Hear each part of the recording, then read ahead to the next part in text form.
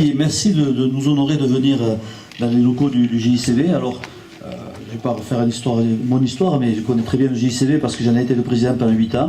C'est une très belle maison. Je pense que l'exposition se passe dans l'allée des Cures, je pense, c'est ça? Dans l'allée des Cures, qui est un lieu magique. Et c'est vraiment un lieu qui peut être dédié, outre à élever les vins, à faire des expositions. Et puis je suis ravi de ce jumelage entre les Catalans du Nord et les Catalans du Sud. C'est toujours des grands moments culturels, c'est des grands moments d'échange. Et j'espère que ça fonctionnera et qu'on pourra rétablir ces châteaux.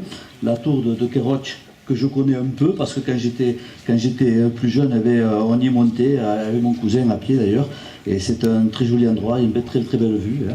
Et donc j'espère qu'on pourra arriver à le restaurer, parce que ça fait partie du patrimoine de Banyuls, ça fait partie de la culture, hein, même si c'est une tour qui, on peut dire, était un peu oubliée, hein, puisqu'elle était en très mauvais état, elle est toujours en mauvais état, et qu'elle a en concurrence les tours de Madelotte, voilà. Donc, mais il faut absolument faire quelque chose, il faut absolument les restaurer. Et puis un petit mot pour ce jumelage des associations.